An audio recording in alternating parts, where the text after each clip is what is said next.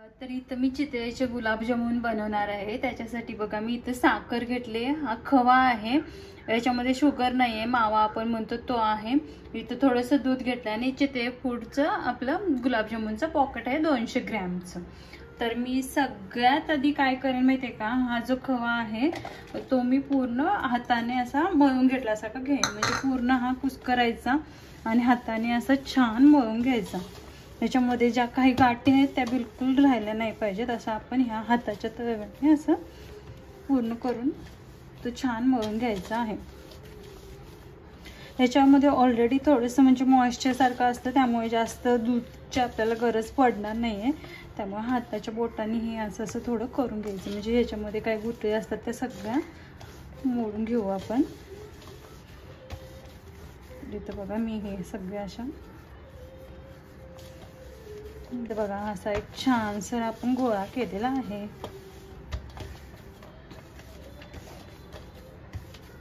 ज्या काही खव्यामधल्या ज्या गुटी असतात त्या सगळ्या मी मोडून घेतलेल्या आहेत, पूर्ण सॉफ्ट मध्ये झालेला आहे हा खवा।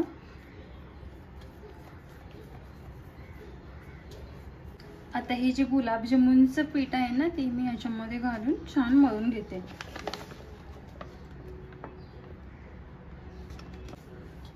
आता हे काय करायचं, हातामध्ये थोडं थोडं घेऊन हे छान मळून घ्यायचं।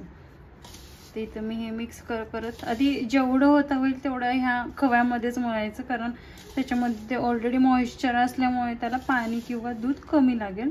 त्यामुळे मी अगोदर हे सगळं मिक्स करून घेते।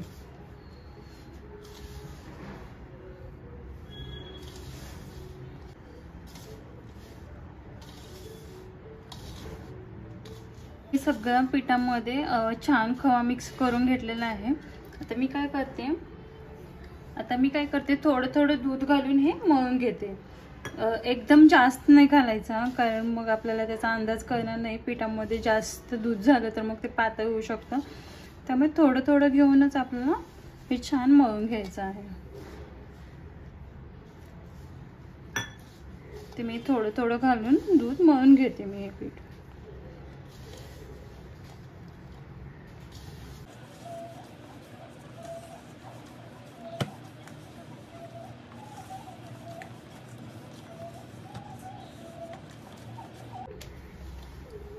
तर इथे पाहू शकता जेवढं मी या वाटीमध्ये दूध घेतलेलं आहे तेवढंच लागलेलं आहे मला। आणि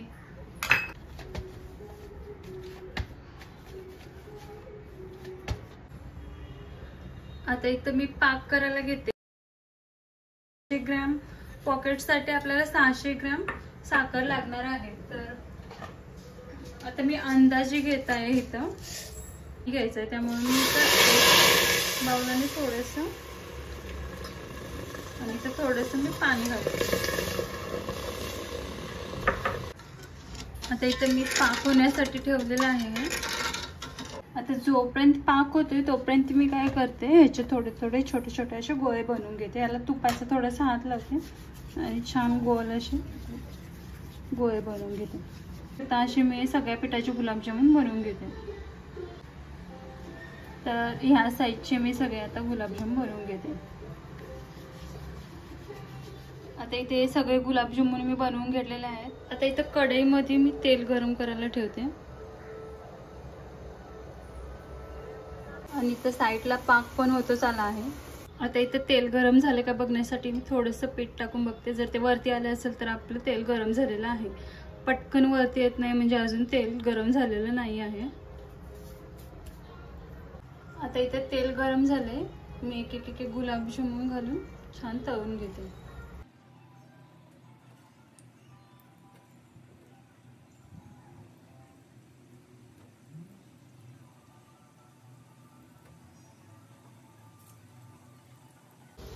आता हे सगळे गुलाबजामुन आपल्याला छान मंद आचेवर तळून घ्यायचे।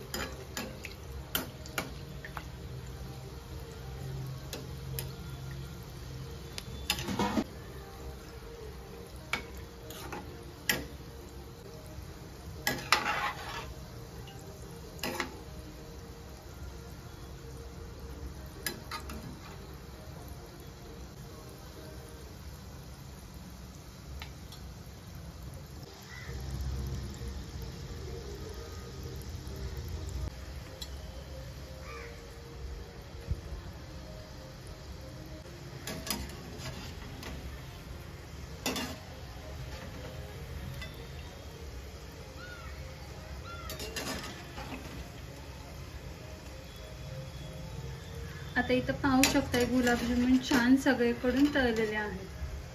तर ह्याच्यामधलं जे तेल आहे ते मी इथंच निथळून गुलाबजामुन काढून घेते.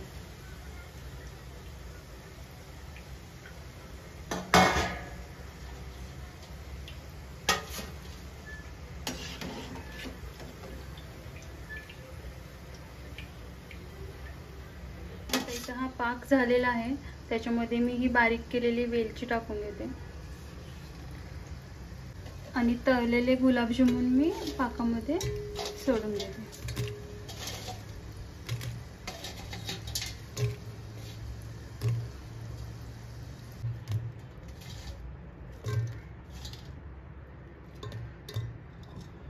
छान मिक्स करून घेते.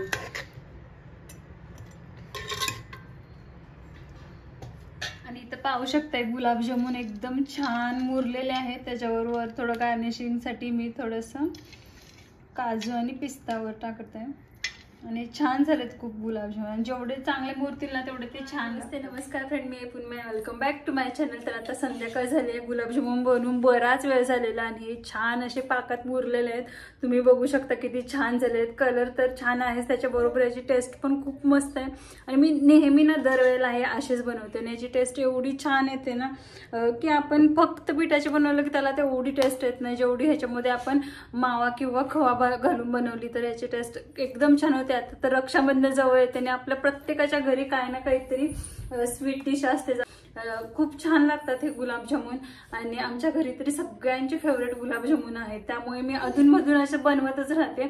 जेव्हा कधी खायची इच्छा होते तेव्हा मी असं नेहमीच बनवत राहते. तर तुम्ही हे गुलाबजामुनची रेसिपी नक्की ट्राय करा, तुम्हालाही खूप आवडतील. कोणाचा फोन घेतलायस तू? कोणाचा फोन घेतलायस? दे मला. ए येडू दे मला, दे दे की मला, दे फोन. ए दे ना विहान, दे ना मला फोन. मम्मम केलास तू? ए मम्मम घेऊन येऊ तुला? मम्मम घेऊन येऊ? हा मम्मम घेऊन येऊ का तुला मी? ए नको मम्मम. ए विहान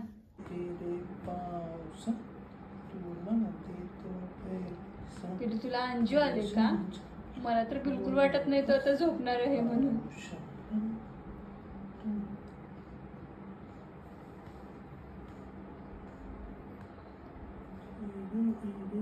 नाही करणार ना तो अंजू एवढ्यात? नाही नाही म्हणून सांग डॅडूला. नाही नाही ना? नाही नाही नाही म्हणतोय. हे बिलू नाही ना अंजू आले? नाही ना? नाही ना आले? नाही म्हण एवढ्यात नाही झोपायचं मला म्हण. नाही ना?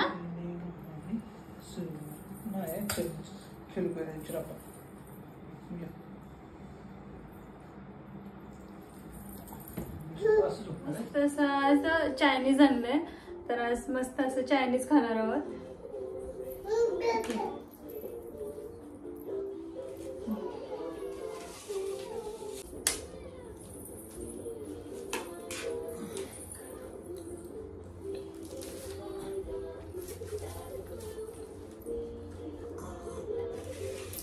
आणि इथं विहान नेहमीप्रमाणे आपल्या काकांकडे जेवताना जाऊन मांडीवर बसलेला आहे. हे त्याचं रोजचं आहे. तो जेवताना काका कुठं जरी असला तरी पळून जाऊन मांडीवर जाऊन बसतो जेवताना. काका टीव्ही बघून बघ कसं करतोय.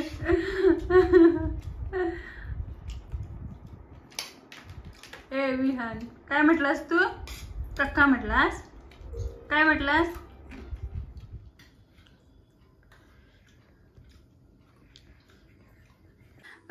तर आता हे गुलाबजामुन खात आहेत आणि ते ऑलरेडी मला माहिती आहे की ते छान झालेले आहेत. त्यामुळे मी यांना विचारणार नाही की ते कसे झालेले आहेत. तर हा होता एक आजचा छोटासा ब्लॉग. जर तुम्हाला आवडला असेल तर लाईक शेअर आणि सबस्क्राईब करायला विसरू नका.